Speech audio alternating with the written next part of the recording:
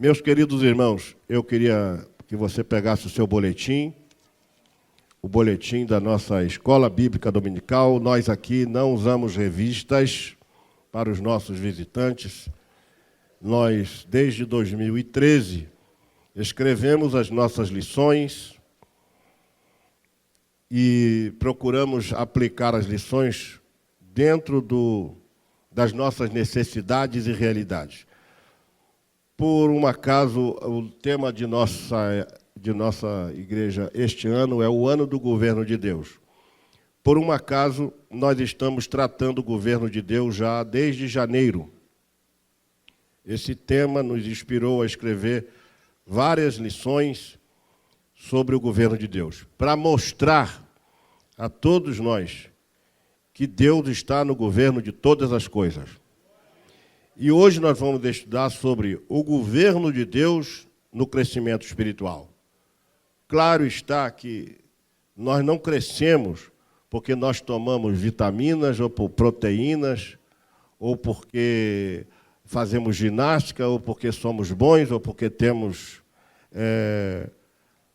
algum médico na família. Nós crescemos porque há uma lei, diga comigo, há uma lei de Deus que faz a criança nascer e crescer e se tornar adulto.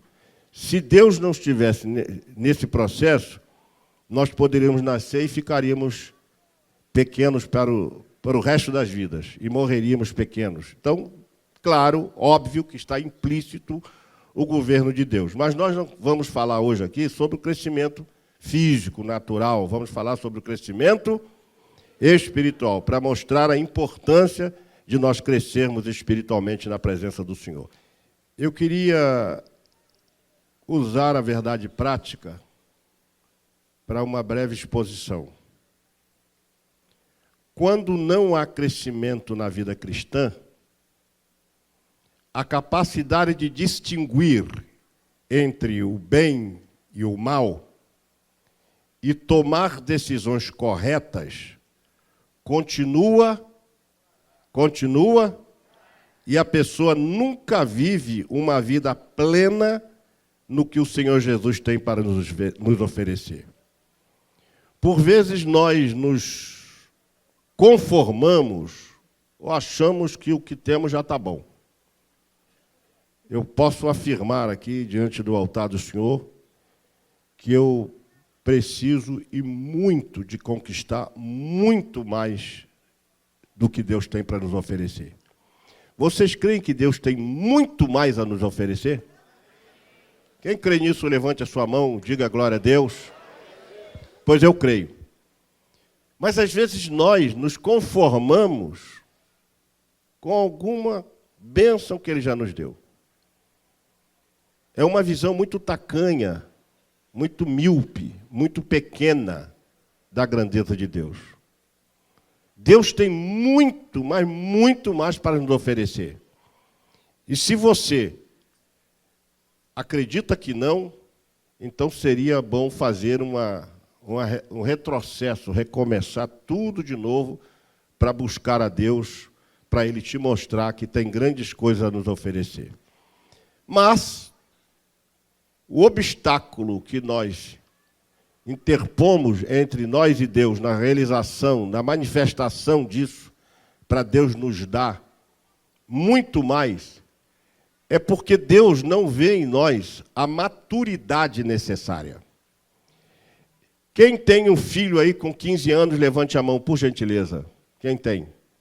16. Eu vou botar aqui, de 14 a 16 anos. Quem tem um filho aí, levante a mão. Alguns irmãos têm. Eu vou perguntar, vocês dariam um carro para seus filhos? Comprariam um carro para ele? Você compraria, irmão, um carro para o seu filho de 14, 15, 16 anos? Não, vocês não comprariam porque vocês não veem nele o quê? Maturidade para conduzir um veículo. Da mesma forma, muitas vezes Deus não vê em nós a maturidade para nos dar algo que nós precisamos. Não é algo que é suplementar. Não, algo que nós precisamos. Mas Deus não vê em nós a maturidade suficiente, então Deus não nos concede. Aí nós ficamos naquela guerra. Pedimos a Deus uma coisa e Deus nos dá. Pedimos, Deus nos dá, Deus não ouve a minha oração. Porque nós, por vezes, não estamos preparados para receber aquilo que Deus tem para nos oferecer. Por quê, pastor? Porque nós não nos amadurecemos. Ainda somos meninos. Ainda comemos papinha. Tomamos leitinho na caneca de alumínio. Ainda comemos mingauzinho pela manhã. A mamãe ainda tem que pegar o lencinho para limpar a boquinha da gente. Então, se nós não nos amadurecermos, aí nós não vamos saber distinguir entre o bem e o mal. Há um texto que eu amo, mas amo de paixão. Eu sempre referi-me a ele aqui, em Jeremias 15, 19, que diz: se tu voltares, então te trarei, e estarás diante da minha face, e se apartar o precioso do vil, serás como a minha boca. Enquanto nós não aprendermos a separar o precioso do vil, não seremos boca de Deus. Quem entendeu isso? Enquanto não soubermos separar o que é bom de Deus e o que não é bom de Deus, o que é bom em Deus e o que é bom e o que não é bom em Deus, nós ainda não estaremos habilitados a sermos a voz de Deus, a boca de Deus. Se separares o precioso do vil, serás como a minha boca. Então, esse texto vai nos remeter ainda a um outro texto que diz que nós precisamos separar, de agora em diante vereis a diferença entre o justo e o injusto. Essa diferença se dá pela consciência, pelo conhecimento. Então, quando não há crescimento, a nossa capacidade de distinguir entre o bem e o mal fica prejudicada. Então, às vezes, estamos fazendo mal, achando que estamos fazendo bem. Fazendo mal para a nossa própria vida e nós estamos, não, eu estou certo, é assim que eu penso, é assim que eu vou, é assim que eu acredito. Mas a gente não trabalha dessa forma. A gente trabalha sobre a égide do nosso Deus. É Deus que governa a nossa vida. Você pode dizer amém por isso? Nesse caso, não só a distinção entre o bem e o mal, como também a tomada de decisões corretas. As nossas tomadas de decisões continuam fracas. Nós tomamos decisões puramente emocionais. Tomamos decisões por impulso, por acreditar naquilo que nós entendemos que é certo. E aí tomamos essas decisões. E lá na frente vamos chorar. Quantas pessoas que tomaram decisões equivocadas e hoje estão sofrendo? Você conhece alguém? No mínimo, você deve conhecer alguém que tomou uma decisão equivocada, achando que aquela decisão dele estava correta. Por quê? Porque nenhuma decisão que não tenha sido submetida a Deus previamente e ter o aprove de Deus é uma decisão imatura, sem consistência. Porque se nós, a Bíblia diz que os que são guiados pelo Espírito Santo, esses são filhos de Deus. Mas nós, às vezes, não somos guiados pelo Espírito Santo, somos guiados pelos nossos impulsos, somos guiados pelas nossas decisões, somos guiados pelas nossas avaliações preconcebidas.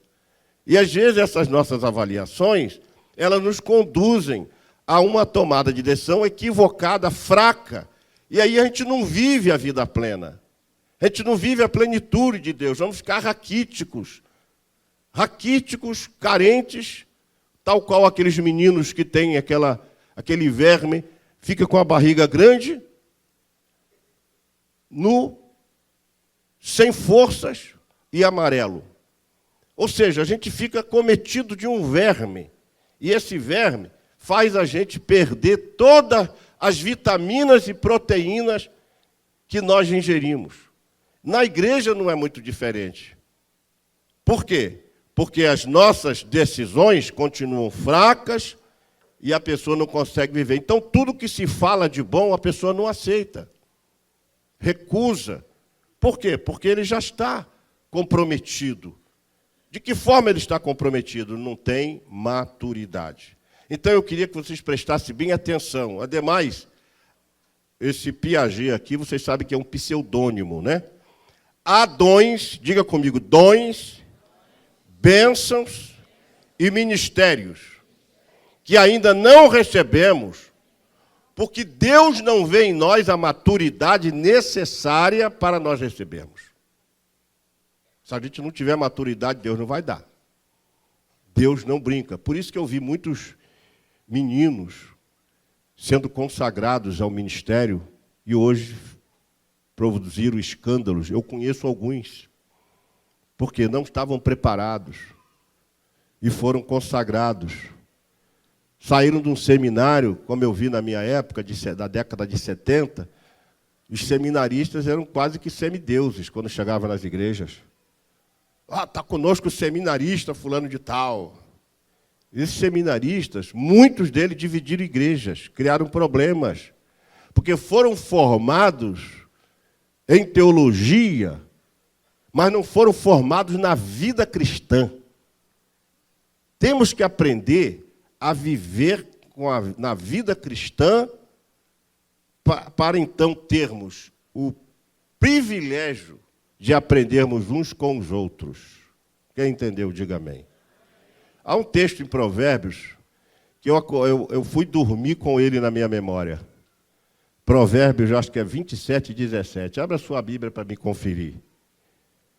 Vamos ver se esse texto é isso mesmo. Eu estou usando a minha memória, fazendo um exercício de memória, porque eu fiz essa chamada ressonância magnética do crânio e deu lá uma dificuldade numa área, e eu quero saber se eu não sei o que é, porque eu não entendo a linguagem médica, mas eu quero saber se é isso que está provocando o meu esquecimento. O que é que diz aí? Ferro com ferro se afia. Vou ficar só com essa primeira parte. Diga comigo, ferro com ferro se afia. Isso é muito lindo. Ferro com ferro se afia. A grande questão é que quando junta ferro com ferro, sai faísca. Diga comigo, sai faísca. As nossas relações, às vezes é isso, ferro com ferro, mas sai faísca. A grande questão não é limar o ferro com ferro, é saber lidar com as faíscas. Se a gente não aprender a lidar com as faíscas, como administrá-las? A gente fica só limando ferro com ferro, ferro com ferro, e a gente não sabe lidar com as faíscas. Fica aí esse pensamento para vocês. Vamos à nossa lição. Quem entendeu, diga amém. O escritor do livro aos Hebreus fala aos crentes que não eram mais novos convertidos, mas já haviam aprendido muito bem as doutrinas básicas do Evangelho, como aquelas a respeito de Cristo, do arrependimento de atitudes inúteis, do batismo, da imposição de mãos, da ressurreição dos mortos e do juízo final, dentre outras. Contudo, haviam permitido que a preguiça mental, a indolência física e, especialmente, o esfriamento espiritual tomassem conta de suas vontades mais nobres e, por esta razão, os exorta a caminhar com perseverança na vida cristã autêntica, pois, havendo passado pelos ensinos fundamentais da palavra, deveriam ingressar com fé na plenitude do Espírito e do conhecimento avançado do Senhor, mediante, todos comigo, um genuíno crescimento espiritual, como diz Pedro em 2 de Pedro 3:18, que é o texto que nós usamos na nossa lição. Então, meus irmãos, o autor aqui do livro aos Hebreus, ele estava falando para crentes maduros, para crentes que já não eram mais novos convertidos. Nós temos uma leva de novos convertidos, mas nós temos crentes que já não são novos convertidos, já passou dessa fase. E ele fala que já haviam aprendido muito bem as doutrinas básicas. Eu quero crer que muitos de nós aqui já aprendemos as doutrinas básicas. A doutrina do arrependimento, das atitudes inúteis, do batismo, da imposição de mãos, da ressurreição dos mortos, do juízo final, dentre tantas outras doutrinas nós aqui já aprendemos. Mas, contudo, todavia, há um esfriamento espiritual. Por quê? A preguiça mental, a indolência física e o esfriamento espiritual, essas três coisas, comigo, vamos lá, 1, 2, 3. Preguiça mental, indolência física e esfriamento espiritual. Tomaram conta de suas vontades mais nobres, as vontades mais nobres. E por esta razão, o escritor exorta essas pessoas a viver uma vida cristã autêntica. E isso não se dá pelos anos de crente. Não é porque a gente tem 100 anos no Evangelho que nós seremos melhores do que aquele que tem 5 anos no Evangelho. Esta condição se dá quando a gente amadurece nesses anos, nesse tempo. Por quê? Há muitas pessoas com idade avançada que não têm maturidade nenhuma. E há muitos jovens que começaram a vida cristã e já têm maturidade. Esses dois pontos controversos existem. Mas aqui o escritor aos Hebreus está preocupado com um grupo que tiveram uma preguiça mental, indolência física e especialmente o esfriamento espiritual. Tomaram conta de suas vontades mais nobres e então ele está o quê? Convidando essas pessoas a perseverar, repita comigo, perseverar na vida cristã autêntica. Não é a vida cristã que nós, ao nosso alvedrio, estabelecemos. Por vezes nós queremos criar um método próprio de uma vida cristã. A vida cristã está padronizada aqui, neste livro.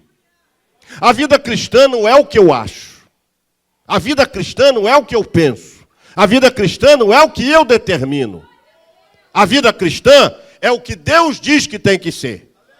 Então, nesse sentido, esses irmãozinhos aqui estavam diametralmente opostos a esse pensamento. Então, eles não perseveravam na vida cristã autêntica. E aí, quando um ramo começa a se desviar da reta e começa a se entortar, se não se conseguir colocar ele no lugar de volta, ele vai ficar torto. Vai chegar a idade, vão chegar os anos, mas a maturidade espiritual, que é algo fundamental, não terá sido consolidada nesta vida. Por isso que o ferro com ferro se afia, mas também para alimar o ferro, para deixar o ferro pronto, tem que botar no fogo e tem que dar umas marteladas para ele ficar no lugar. Quem está entendendo o mistério aí, diga amém. Deixa eu entrar aqui no manto. Bate no ferro para o ferro voltar para o lugar. Porque se não voltar para o lugar, ele vai ficar todo torto. Eu gosto, às vezes, de assistir um programa que tem na TV, dos camaradas que fazem armas, como facas, facões. Alguém deve ter assistido isso. Não é só eu que gosto dessas coisas, não. Então, os camaradas, irmão, preparam uma faca, um facão, com a lâmina. Aquilo corta até pensamento. Os caras cortam de tudo. E eles fazem testes para... É submetido a um teste. Como é que anda isso em nós? Estamos afiados realmente ou estamos desafinados? A grande questão é que a vida autêntica, a vida cristã autêntica, ela precisa ser fundamentada na perseverança, na submissão. Ela precisa ser fundamentada na obediência. Ela precisa ser fundamentada na humildade, na piedade, no cumprimento das doutrinas cristãs. Caso contrário, nós vamos passar pela vida como como se fosse um evento. Tem muita gente procurando um evento, o nome já está dizendo, evento. Passa. É melhor a gente ficar consolidado na simplicidade do Evangelho do que sair atrás desses eventos. E todos nós sabemos o que está acontecendo hoje no Brasil por conta desses chamados eventos. Está surgindo uma galera de falsos profetas que não tem maturidade nenhuma, que não tem consistência espiritual, que não tem vida espiritual, só tem artifícios de pregadores, só tem plágio dos outros, porque é um copiando o outro, quer nos jargões, quer nas apresentações, até mesmo nas profecias, entre aspas, que não são profecias de Deus. Tudo isso acontece porque o Brasil esqueceu que a base fundamental para uma igreja crescer é o ensino e não a espetacularização, o movimento ou os eventos. Se nós não nos basearmos no que Jesus fez, que Jesus todos os sábados estava na sinagoga ensinando, o ministério de Jesus foi fundamentalmente de ensino. E hoje a gente não quer mais isso. Isso é coisa do passado para muitos. Hoje a gente quer eventos. A gente quer movimento, alguma coisa que mexa com o emocional, que dá um frisson na gente, que faz a gente se arrepiar, que faz a gente levantar os cabelos quando se tem, e faz a gente pular igual a pipoca. A gente diz que isso é poder de Deus. Isso não é poder de Deus. O poder de Deus está dentro de você, para ser manifestado fora de você, para que o nome dele seja glorificado. E não para que a pessoa fique inchada. Por isso, meus irmãos, havendo passado pelos ensinos fundamentais, deveriam ingressar com fé na plenitude do Espírito e no conhecimento avançado do Senhor, mediante um genuíno crescimento espiritual. São dois pontos importantes: plenitude do Espírito e conhecimento avançado. Repita comigo: plenitude do Espírito e do conhecimento avançado. Um depende do outro. Sem o Espírito Santo, nossos conhecimentos não passam de instrução. Sem o Espírito Santo, o nosso conhecimento é limitado. Sem o Espírito Santo, o nosso conhecimento não atravessa a alma. Sem o Espírito Santo, o nosso conhecimento não vai edificar vidas. Sem o Espírito Santo, as nossas pregações não surtirão efeito. Sem o Espírito Santo, não podemos edificar uma igreja. Sem o Espírito Santo, não podemos profetizar. Sem o Espírito Santo, não podemos pregar. E se pregarmos, ela não terá sentido. Sem o Espírito Santo, o que fizermos não terá valor espiritual. Sem o Espírito Santo, a nossa vida é uma vida de um homem natural. Você pode ter sucesso, ganhar dinheiro, ficar rico, ser tudo isso, porque o homem natural tem isso. Mas o homem espiritual tem a graça de Deus, o poder de Deus, a bênção de Deus, a visão de Deus, a visão do reino de Deus. Então é preciso a plenitude do Espírito e o conhecimento avançado. Esse conhecimento avançado, ele perpassa pelo conhecimento secular. Ele perpassa pelo conhecimento teológico. O conhecimento avançado do Senhor se adquire mediante a intimidade com Deus. Pela oração, pela obediência, pela submissão. A gente vai aprendendo com Deus, porque Paulo fala assim: porque eu aprendi do Senhor o que também vos ensinei. O aprendizado é fundamental, o conhecimento é fundamental, mas o conhecimento avançado do Senhor se dá mediante um crescimento espiritual. Se você entendeu, diga amém. Alguém então me perguntaria: mas pastor, o que é crescimento espiritual. Se atém agora ao seu boletim comigo. No crescimento físico, sabemos que o cálcio é a substância que garante o crescimento saudável, enquanto a proteína é importante para o crescimento dos músculos. Mesmo assim, crescer, diz a ciência, depende da genética, depende do sono, depende da dieta, depende de exercícios, depende do gênero e depende de fase da vida ou fases da vida. Isso é o crescimento físico. Tem pessoas que são mais altas, outras têm estatura mediana, outros são baixinhos, mas Deus não faz acepção de ninguém. Zaqueu era baixinho, mas era inteligente. Quando ele viu que não conseguia ver Jesus, porque era baixinho, ele pensou que às vezes as pessoas é alto, mas não tem cabeça. Ele tinha cabeça. Eu não posso ver, vou subir numa figueira. Subiu numa figueira. E de lá ele viu Jesus em cima de uma árvore. Contemplou Jesus e então satisfez o desejo dele, porque a Bíblia diz que ele procurava ver quem era Jesus. Ele queria saber quem era Jesus. Como é que era Jesus? A princípio, ele queria ver o estereótipo de Jesus. A princípio, ele queria ver Jesus sob o ponto de vista humano. E Jesus se apresentou para ele, quando o viu e disse: Zaqueu, desce depressa, porque hoje eu quero entrar na sua casa. Deus quer entrar na sua casa hoje, irmão. Desce depressa. E ele desceu e recebeu Jesus gostoso. Então, é interessante que ele tinha inteligência. Ele falou assim: eu não posso subir aqui, então, possivelmente ele devia ter menos de 1,5 metro.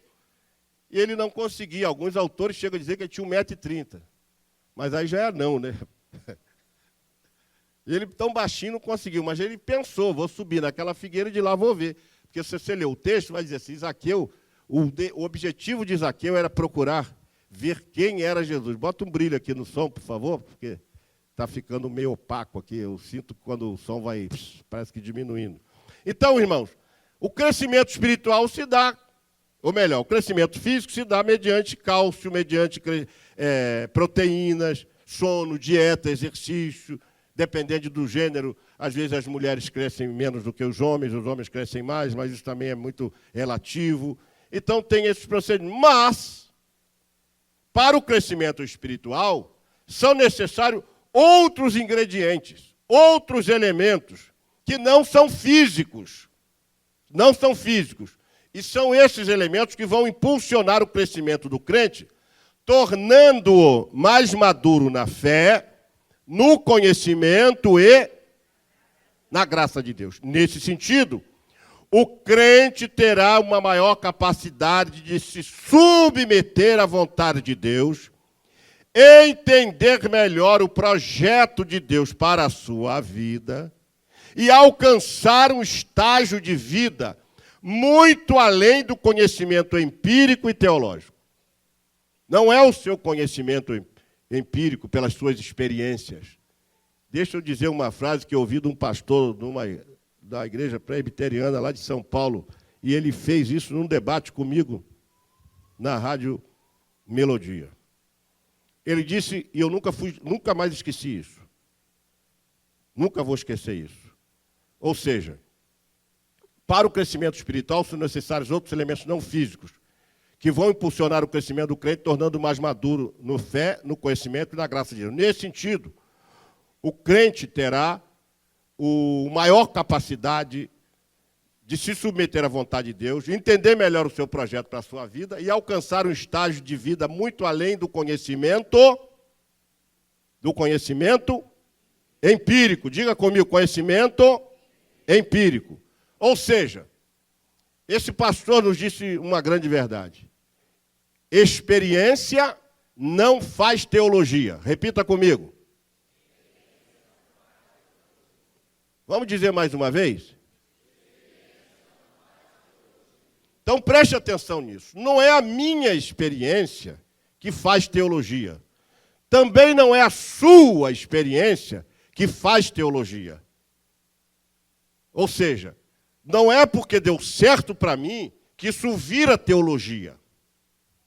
Não é porque deu certo para você que isso vira teologia, que isso está nos anais da teologia, que isso deve ser observado por todos. Não.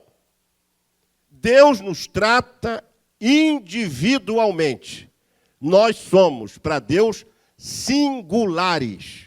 Então, se deu certo para mim, no campo espiritual, não quer dizer que vai dar certo para você. Porque Deus trata cada um e dá cada um segundo a sua capacidade. Quem está entendendo isso? Vocês estão entendendo, irmão? Mistério? Eu não estou entendendo. Nós vamos começar tudo de novo. Quem está entendendo, diga amém. Então, assim, o seu conhecimento, a sua experiência, ela é importante para você. E é importante para você repassá-la para as pessoas, não como lei, não como fundamento, porque o nosso fundamento continua sendo a Bíblia. A nossa regra de fé e prática é a Bíblia, mas você pode passar essas experiências para as pessoas. Porque às vezes as pessoas já estão com uma certa idade e já passou por esse caminho e sabe que tem um buraco ali. E ele vai dizer, olha, não vai por esse caminho que tem um buraco. Mas você acha que o seu conhecimento é suficiente para você passar. E quando chegar lá, o buraco está lá e você vai cair no buraco. Quem está entendendo? Então, por isso que não se faz teologia, nem para o bem e nem para o mal. Até porque a teologia não está focada nisso, no mal. Mas você não vai fazer com que a sua experiência pessoal sirva, ou seja, uma base para você, então, estabelecer as normas, as regras de fé e prática, que já estão exaradas. A grande questão é que nós não nos atemos à leitura e o exame minucioso das Escrituras Sagradas. Eu estava lendo, essa noite antes de dormir, eu fiquei pensando em Provérbios 17, 17, e depois me veio na mente a vida de Jacó. Aí eu fui fazer uma pesquisa sobre Jacó. E eu fico indignado. Eu fico nervoso quando alguém sobe no púlpito e diz que Jacó era um trapaceiro, que Jacó era um 7-1, que Jacó era um armador. Irmãos, vocês não sabem o que vai dentro do meu coração numa hora dessa. Dá vontade de levantar e dizer para o querido pregador, e dizer para o querido debatedor, não me fale isso de Jacó, porque você está afrontando as Escrituras Sagradas. Por quê, pastor? Aonde está escrito que Jacó é trapaceiro? Aonde está escrito que Jacó é um 7-1? Aonde está escrito que Jacó enganou seu irmão? Esta questão é uma questão de dedução exclusiva de alguns teólogos. É por isso, irmãos, que eu parei com teologia. Alguém falou, pastor, você vai fazer mestrado? Não, por quê? Porque eu não quero me desviar. Por conta de quê, pastor? Não quero me desviar. Porque a gente começa a criar uns pensamentos equivocados. E quando eu ouvi isso, eu falei, meu Deus, como é que alguém vai chamar um homem chamado Jacó de trapaceiro? Aonde está que ele é trapaceiro? Leia a Bíblia. Então eu fui pesquisar, achei alguém que tem o mesmo pensamento que eu. Eu falei, não estou sozinho no meu pensamento. Achei um escritor que disse que nós cometemos erros ao avaliar Jacó sob o ponto de vista de um trapaceiro, de um 7-1. E eu disse, então se fosse hoje, irmãos, o que tem de trapaceiro de um 7-1 nessa nação, o que tem de Jacó nos púlpitos, o que tem de Jacó nas igrejas, achando que Deus quase que condenou a Jacó ao inferno porque ele foi um trapaceiro. Você não vai encontrar isso na Bíblia. Eu peguei o Novo Testamento, eu tive o cuidado de destrinchar o nome Jacó, que aparece 25 vezes no Novo Testamento. E interessante que, por coincidência, a palavra Israel aparece 68 vezes, mas eu fui examinar o que diz Israel sobre sendo pessoa. Só encontrei dois textos no Novo Testamento, que Israel, a pessoa de Israel, no Novo Testamento, Jacó é chamado de Jacó. No Novo Testamento, Deus não mudou o nome dele porque ele era trapaceiro. Não! Pode me trazer qualquer teólogo para um debate aqui, nós dois. Vamos para a Bíblia. Não tem isso. Deus mudou o nome, assim como Deus mudou o nome de outros personagens da Bíblia, um total de 10 mais ou menos. Mas Deus mudou o nome porque ele era trapaceiro, que ele era um 7-1. Isso eu estou falando porque eu ouvi, não é o que me contaram. Tem gente que segue o que contaram, eu sigo o que eu ouço. Eu vejo programas também na televisão para poder, então, ter base para falar para vocês. Então, Jacó não foi isso que estão pregando por aí. Jacó foi um homem abençoado por Deus desde que ele saiu de casa. Porque ele conquistou o direito de primogenitura, mas não recebeu nada da primogenitura.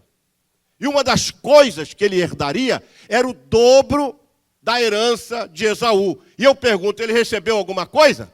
Nada, que ele foi com uma mão na frente ou atrás e ainda fez do travesseiro dele, que era comum também, uma pedra para dormir. Então, esse tipo de pensamento equivocado se dá porque a gente cria os nossos valores, cria os nossos pensamentos, fala, o outro acha bonito, copia e sai todo mundo correndo no mesmo síndrome do papagaio. O que é que eu falo para vocês sempre aqui? Leiam a Bíblia. Fala para o teu irmão aí do lado, leia a Bíblia. Faça um estudo sobre Jacó. Você vai ver que Jacó não era isso aí. Jacó foi abençoado desde que estava na casa de Labão. A gente às vezes pega isso, aí denigre a imagem de uma pessoa e acaba com a pessoa, até um personagem bíblico. Por quê? Porque alguém disse que ele é um trapaceiro. A origem do nome não condiz a isso, não leva a isso, não varia para isso, nem pensa nisso. E a Bíblia diz que foi Esaú que foi chamado de quê? Quem se lembra? Que vendeu o seu direito de primogenitura. Como é que ele foi chamado na Bíblia? Jesus, tem que começar tudo de novo. Esaú foi chamado de quê na Bíblia? Quando vendeu o seu direito de primogenitura. Por ter vendido o direito de primogenitura. Ele foi chamado de profano. Porque ele vendeu. O que Jacó fez foi um negócio. Ele era esperto. Ora, o outro estava com fome. E disse, para que me serve o direito de primogenitura? Vendeu, e ele comprou. Se ele comprou, passou a ser dele. Como tirar isso do pai? Todo aquele esquema, se vocês forem ler a história de Jacó, vocês vão mudar. Então, o que acontece? Nós hoje somos muito papagaios, repetimos o que os outros falam. Somos, às vezes, e Maria vai com as outras. Seguimos o que os outros fazem. Nós temos por base seguir a palavra de Deus. Quem tem uma Bíblia, diga amém aí. Quem tem uma Bíblia aí, levante a sua Bíblia. Quem tem uma Bíblia? Fala assim, este é o livro que vai me conduzir para o céu. Eu creio nele para ser salvo. Eu leio ele para ser sábio. E eu pratico ele para ser santo. Você pode dar uma glória para Jesus? Então, meus irmãos, o crescimento nas diversas áreas. Jesus, vocês já sabem disso. O crente precisa buscar o crescimento espiritual. O que é o crescimento espiritual? Diga comigo, maturidade. Para ter um viver, diga comigo assim, equilibrado e firme. Ou seja, Jesus cresceu em 4 fases. Primeiro, Jesus cresceu na vida com... O crescimento de Jesus na vida foi, primeiro, em sabedoria. Diga, sabedoria. O que é isso? Está escrito aí entre parênteses. O que é isso? Hã? Me ajude aí, irmão. Vocês estão com a lição na mão. Hã? Crescimento intelectual. Nós precisamos crescer em crescimento também intelectual. Qual é a outra dimensão? Estatura, crescimento físico. Terceira dimensão, O que é graça diante de Deus? Crescimento espiritual. E o quarto? Crescimento. Aí entra aquilo do Provérbio 17. Ferro com ferro se afia. Mas não está escrito isso. Mas tente fazer isso, você vai ver que vai sair o quê? Faísca. O problema não é o ferro com ferro, é a gente administrar as faíscas, os entreveros que ocorrem entre nós, nas nossas relações sociais, nas nossas relações conjugais, nas nossas relações entre irmãos. Aí a gente tem aquelas faíscas. A hora que você aprender a administrar essas faíscas, os dois ferros vão ficar limadinhos, vão ficar afiadinhos. Diga comigo, vão ficar afiados. Aí você vai poder utilizar ele. Agora, interessante que a palavra crescimento vem do grego. Qual é a palavra? Procópito, que significa o quê? Progredir e... Como é que a gente vai progredir se a gente não está crescendo espiritualmente? Foi isso que Jesus fez. Por que Jesus fez isso? Porque ele mesmo, ele sendo Deus, ele despiu-se dos seus atributos divinos e sujeitou-se a Deus, passando a fazer a vontade do Pai e a se condicionar ao processo normal de crescimento humano, como nós mostramos acima. Então Jesus foi por dimensões. Ele cresceu intelectualmente, ele cresceu fisicamente, ele cresceu espiritualmente e ele cresceu socialmente e emocionalmente. Ou seja, Jesus era um homem equilibrado. O homem que os cientistas hoje chamam de homem integral. Como se dá o crescimento? Primeiro, nós temos um exemplo na vida de Jesus. Segundo, o crescimento no relacionamento social. Vamos ler esse tópico aí, todos juntos? Vamos lá, 1, 2, 3.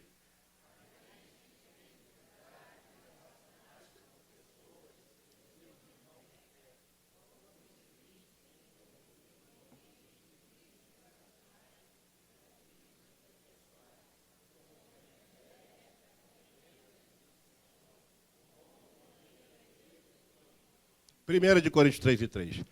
Esse crescimento no relacionamento social, ela é importante, porque se a gente não souber se relacionar com as pessoas, que são os nossos conservos, a gente não vai ter crescimento na vida cristã. A gente não vai crescer espiritualmente. Diga comigo, não vai crescer. Você pode ser o... Irmão, sabe o que faz as empresas? De primeiro colocava quem tinha QI, quociente de inteligência. Depois, passaram a colocar quem tinha QE, quociente emocional. E depois passaram a colocar quem tem QF, quociente de felicidade. Por que isso? Você pega um camarada formado em Sorbonne ou em Harvard, pós-graduado em informática em Harvard. Bota esse cidadão dentro de uma sessão para dirigir os funcionários. Ele conhece tudo de computador. É um gênio na área de informática. Mas não sabe se relacionar com as pessoas. Primeiro, não respeita os mais velhos. Segundo, humilha os mais novos. O que adianta esse cidadão? Ele não tem o quociente de felicidade para produzir o equilíbrio do grupo. Por isso que é importante a gente crescer em relacionamento social, em lidar com as pessoas, é compreender as pessoas, é amar as pessoas, é cumprimentar as pessoas, é dizer bom dia, paz do Senhor, está tudo bem, dar um abraço nas pessoas e viver bem com as pessoas. A despeito de sua pós-graduação em Harvard. Por quê? As empresas, então, estão eliminando essas pessoas que não têm QF. Por quê? Porque ele traumatiza a equipe, ele macula a equipe, ele cria uma nódoa de antipatia que ninguém produz. E aí, o crescimento relacional dele não satisfez os interesses administrativos da empresa. Da mesma forma na igreja. Pessoas que têm dificuldade de relacionar-se com seus irmãos na fé, tem promovido um ambiente de crises relacionais, conflitos, brigas. Aqui não tem isso, né, irmão? Mas em Singapura está assim de crente com esse tipo de problema.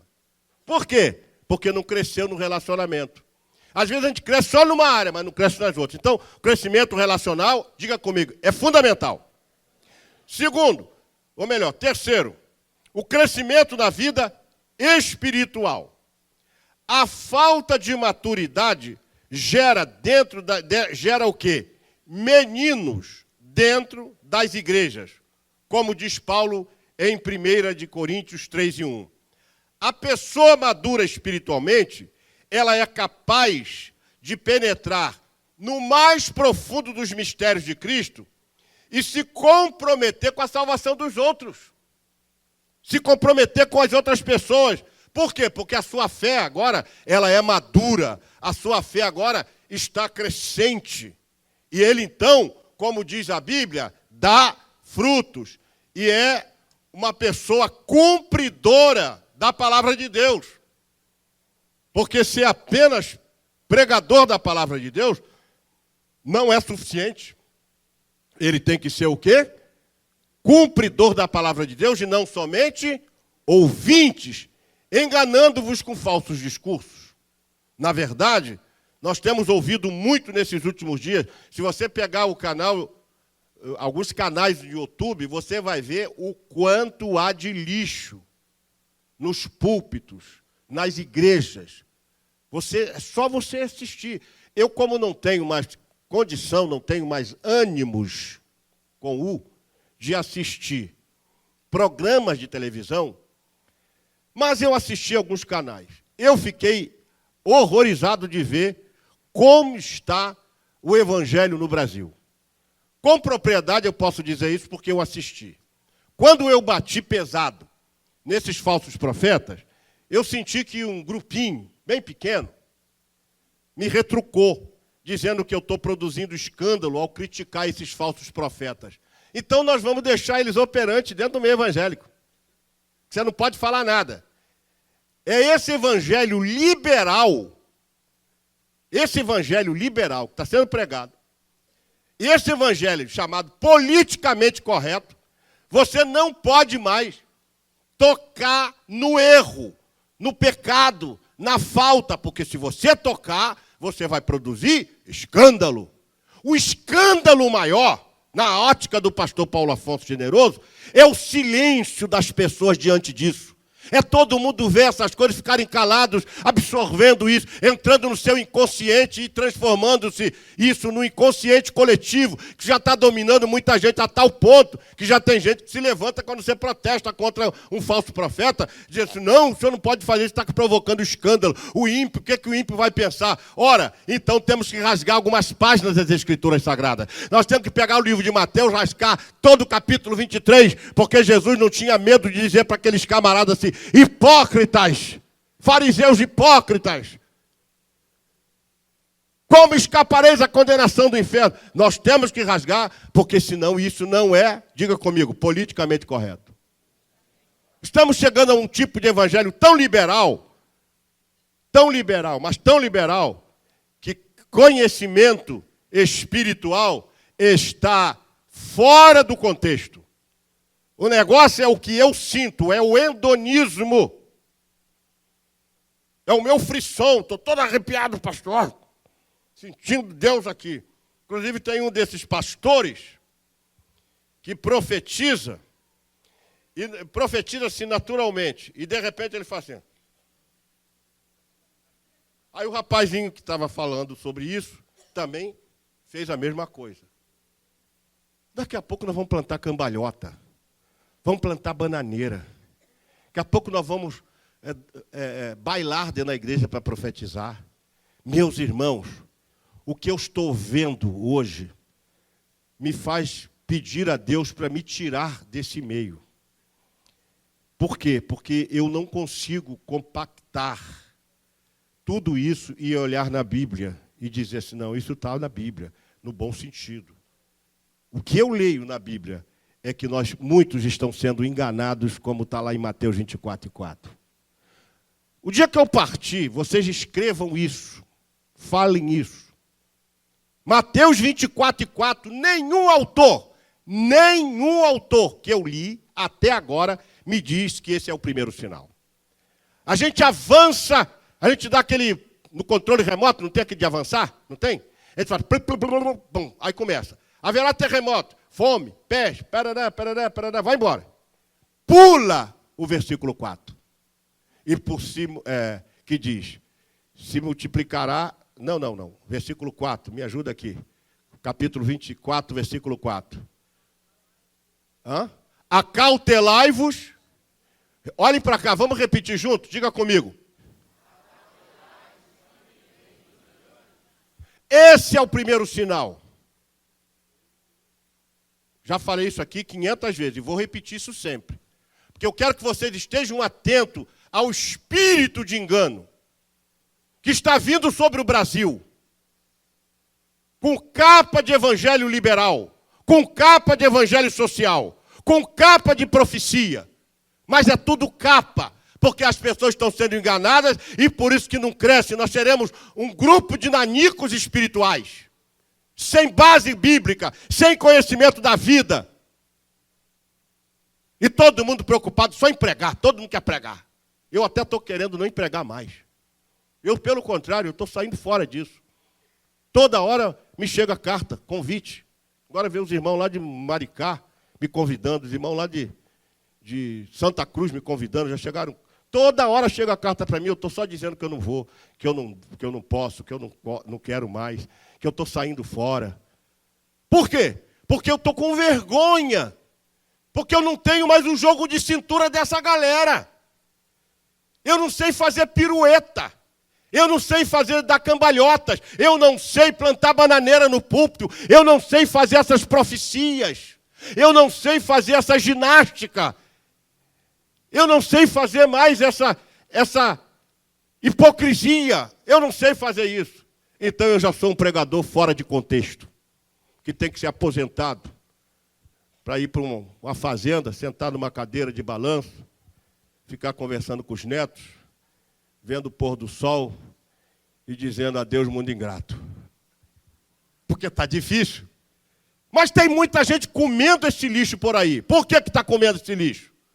Bota o seu copo d'água no rádio. Aí o crente vai lá, bota o copo d'água. Nós vamos orar agora. Se não tiver água, pode botar refrigerante. Se não tiver refrigerante, você pode botar cachaça. Estou falando isso porque isso existe. Quem já viu isso? Quem já viu isso? Pode botar vodka, uísque e cachaça. Bota um copo de cachaça no rádio que eu vou orar e você vai ser abençoado. Aonde está escrito isso aqui na Bíblia? Aonde está escrito? Por que a gente está vivendo isso? Por que a gente está aceitando isso? Irmãos, eu não quero atacar a igreja de ninguém. Eu não quero atacar a denominação de ninguém. O que eu quero é que minimamente a gente cresça. Fala para o teu irmão que você cresça. Sabe como é que funciona esse processo? Não é de forma automática. Não é porque você está aqui que tu vai crescer. Não. Ou só porque você tem anos de crente, que você vai ganhando peso de maturidade. Você não vai ganhar peso de maturidade porque você tem 30 anos de crente, 50 anos de crente. Ao contrário, você precisa valer-se de atitudes, determinação, movimentos, transformação e aplicação de valores indispensáveis ao crescimento sadio. Como, por exemplo, um coração puro, contrito e cheio da verdade de Deus. Aí tu vai crescer. Se você tiver um coração falso, meu irmão, tu vai ser mais um nanico dentro do meio evangélico. Segunda coisa, daqui a pouco vou incluir os que conversam também. Uma forte convicção de que a obediência é submissão à vontade de Deus. O que é? Uma forte convicção de que a obediência é submissão à vontade de Deus. Deus não quer sacrifícios. Não adianta você ir para o monte toda semana. Não adianta você fazer 50 jejuns por mês, se você não obedece. E se você não obedece também o seu pastor, que é a autoridade delegada, também nada adianta. Porque se a gente for obedecer os nossos instintos, a gente vai contra a mão do pastor, da liderança. Deus colocou os pastores para serem líderes. E a pessoa, não vou fazer, vou fazer do meu jeito. Faz do seu jeito, mas está em rebelião. Está em rebelião. E de rebelião não vem de Deus, mas vem de alguém. Eu preciso dizer de quem vem? Não. Então, um forte convicção de que a obediência é a submissão à vontade de Deus. O que é submissão, irmão? Humildade. O que é humildade? É submissão. Pois não, pastor. Sim, senhor, pastor. Amém, pastor. Ok, pastor. Isso é submissão. Se o pastor estiver errado, sabe quem que vai punir ele? É Deus. É Deus que vai punir o pastor. Sim ou não? Agora, você tem que obedecer.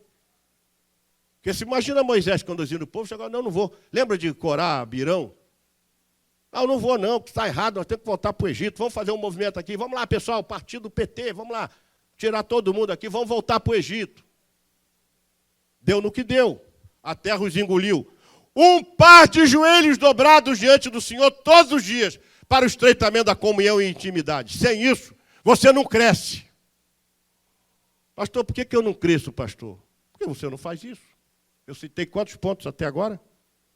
3 pontos. 4º ponto.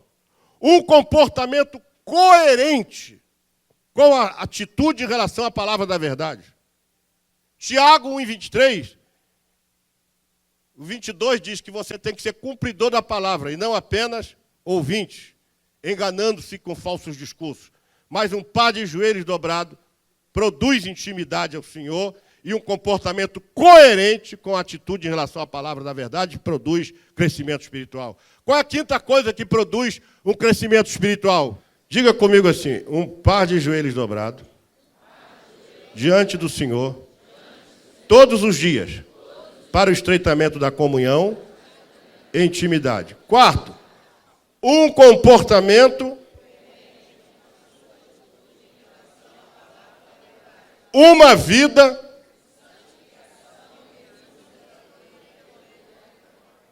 o velho homem, irmão, é a pior coisa que tem. Pior que o velho homem está dentro das mulheres.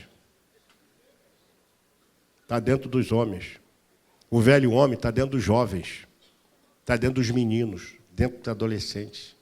O velho homem. Esse velho homem é que dita comportamentos, regras, aceitação ou não. O velho homem faz a gente recusar algumas coisas que a gente escuta. Não gosto disso. O velho homem quer dirigir a nossa vida. Mas Jesus disse que aquele que nascer de novo, aquele que não nascer de novo, não pode entrar no reino dos céus. Por quê? Porque o velho homem não vai entrar no céu. É hora da gente expulsar o velho homem e viver a novidade de Cristo Jesus. O que mais? Um verdadeiro adorador para que Deus seja reverenciado. E 7º lugar.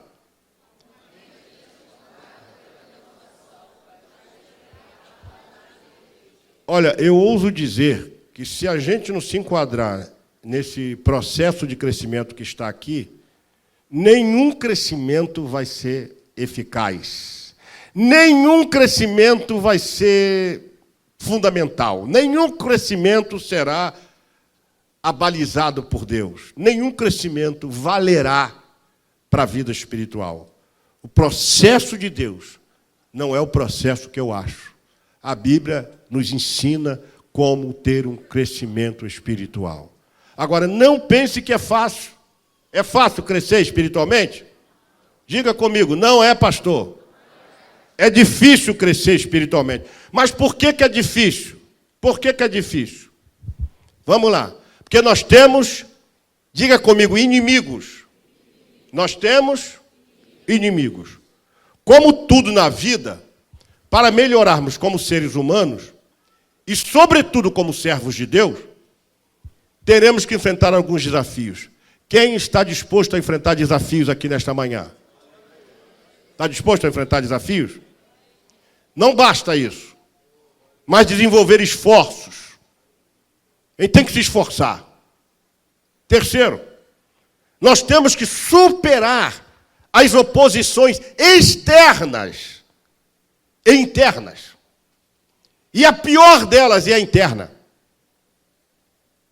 As oposições externas e a pior delas é a interna. É quando a gente começa a dizer assim, não vou fazer isso. Não vou. Pode me excluir, pode falar, não vou fazer dessa forma. Vou fazer do meu jeito. Nós já tivemos caso aqui, que eu já citei para vocês, numa aula aqui da semana passada, que teve um professor da escola dominical que pegou esse boletim aqui e chegou para os alunos e falou assim, ninguém aguenta mais. Aí fez assim e bateu e disse assim, agora nós vamos ter a nossa aula. E escreveu isso aqui. Teve um outro pastor Anderson que pegou, mestre em teologia, por isso que eu tenho medo de fazer mestrado, pegou a revista da escola dominical, rasgou no meio e jogou na lixeira, diante dos alunos. Deve ter alguns alunos aqui. Será que tem? Que estavam nessa aula? Estava nessa aula nesse dia? Não está aqui? Rasgou assim, ó. Quem é que estava lá? Você estava lá, Pimentel? Então, por favor, levante a sua mão. Você viu ele fazer isso, né? Rasgou a lição da escola dominical. Foi ou não foi assim? E jogou na lixeira. Irmãos, sabe o que é isso? Orgulho, presunção, vaidade. Quando o homem sente que ele já é bom, ele já perdeu a essência. O dia que você se achar na igreja, você já se perdeu. Esse cidadão, fiz uma carta de transferência para ele, está guardada até hoje. Que eu queria que o pastor que o fosse receber, já que ele era obreiro, soubesse quem ele é. E eu fiz uma carta e coloquei na carta. Exatamente o que ele fez. A verdade. Ele veio aqui, quando eu falei que ia dar uma carta especial para ele, ele foi embora, não voltou mais. Mas aí, o que acontece? As pessoas não recebem, ainda botam para sentar no púlpito, ainda chama ele de, como ele mesmo disse aqui uma certa vez, eu sou um profeta. Quando falou isso assim, meu coração entristeceu, meu Deus. E eu não sou nada. E me sinto muito bem não ser nada. Porque tudo que eu quero é chegar no céu, irmão. Então, as nossas oposições internas são maiores do que as externas. Porque a interna vai te atacar aí dentro de você. É o seu orgulho, a vaidade, a presunção, a prepotência de achar que é melhor do que os outros. Ninguém aqui é melhor do que ninguém.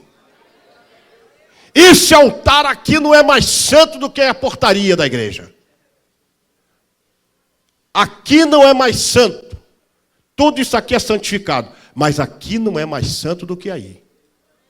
Não existe esse trem de não toqueis nos meus ungidos. Isso é uma armadilha para o crente ficar com medo. Não existe isso. Basta ler o texto lá e fazer uma boa exegese do texto. Isso não se aplica. E eu estou falando isso, vai sair no YouTube. Não se aplica a pastores que se blindam, dizendo que não pode tocar nele, que Deus vai fazer. Deus não vai fazer nada. Agora, o crente para fazer isso é porque ele não tem maturidade. E aí a recompensa vem para ele, não porque Deus agiu, pelo próprio erro que ele cometeu. Porque a vida dá o troco daquilo que a gente faz. Mas nenhum pastor está blindado. Não toqueis nos meus ungidos, não maltrateis os meus profetas. Não tem nada a ver com os pastores que se blindam nisso. Não tem nada a ver. Olha, eu estou legislando em causa própria. Eu estou falando para mim. Eu não me sinto blindado assim. Sabe o que me blinda? É a misericórdia de Deus. É a graça de Deus. É o amor de Deus. Isso me blinda.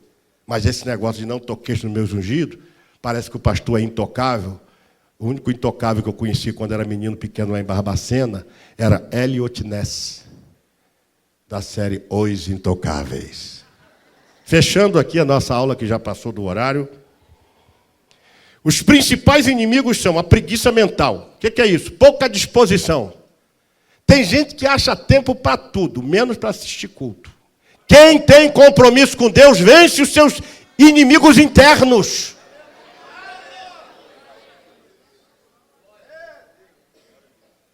Quem está entendendo? Pouca disposição. Tem gente que não tem nem pouca, não tem disposição. Qualquer coisa, qualquer motivo é motivo. Parece que a música do Tim Maia se infiltrou no inconsciente coletivo. Me dê motivos. E ficou. Tudo tem um motivo. Outra coisa, apatia, indolência. Irmão, se tem uma coisa que eu detesto, é apatia. E sabe que existe apatia relacional? A pessoa olha para você assim, ó, com desdém. Isso é terrível. É ou não é? Alguém já se sentiu assim? Você se sente como lixo? A pessoa menospreza você, acha que você não é capaz, que você não tem essa bola toda, que você é um zero à esquerda. Essa indolência, essa apatia, essa indiferença às coisas de Deus é terrível. E aí, tudo que se fala, a pessoa pensa que é para ele. Quando a pessoa fica assim, achando que tudo que está falando é para ele, é porque já está contaminado. O ócio, estado de inércia, física e intelectual. A pessoa não lê mais a Bíblia, não ora, não pensa mais, não medita, está nem aí. O esfriamento espiritual, perdeu o primeiro amor. Irmão, não tem outro jeito. Quem perdeu o primeiro amor tem que fazer o quê? Tem que voltar lá atrás, recomeçar tudo de novo. Quando Abraão chegou no Egito, porque ele ia para uma cidade. Aí no meio do caminho ele resolveu entrar no Egito. Como ele quebrou a cara ali no Egito, ele teve que voltar de novo, teve que recomeçar toda a estrada dele. Foi ou não foi? Foi assim ou não foi? Voltar tudo de novo, começar tudo de novo. E eu acredito que Deus às vezes permite isso para dizer para ele, olha, o caminho que você traçou não vai te levar para onde eu quero que você chegue. Vem para cá, vamos reconstruir esse caminho. Volta de novo. Volta ao primeiro amor e pratica as primeiras obras. Lembre-se que você era obediente. Lembre-se que você é aquele crente que fazia assim e dava glória a Deus. Lembre-se lá no passado como você era. E volta ao primeiro amor e pratica as primeiras obras. Porque as suas últimas obras são reprovadas por Deus. Pratica as primeiras. Recomece tudo de novo. Porque senão, não vai crescer. Vai subir num escorrego. E é lamentável que amanhã a gente vai ver gente fazendo assim, ó, rapidamente.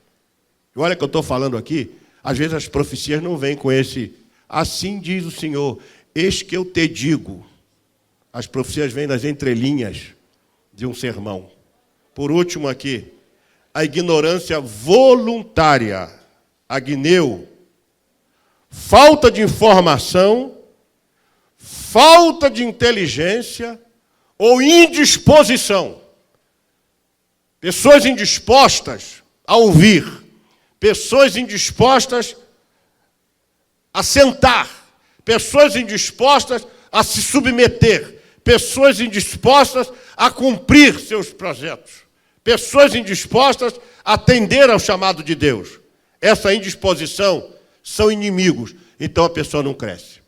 Nesta manhã, que Deus nos abençoe, que você possa fazer uma autoavaliação, aferir seu crescimento espiritual, com fidelidade. Sobretudo, nós temos que ser honestos. Não é honesto para com as pessoas, honesto para conosco mesmo. Você nem precisa ser para as pessoas se você for com você mesmo. Porque quando você é com você mesmo, você não vai querer fazer isso com as pessoas. Você vai ser um homem honesto.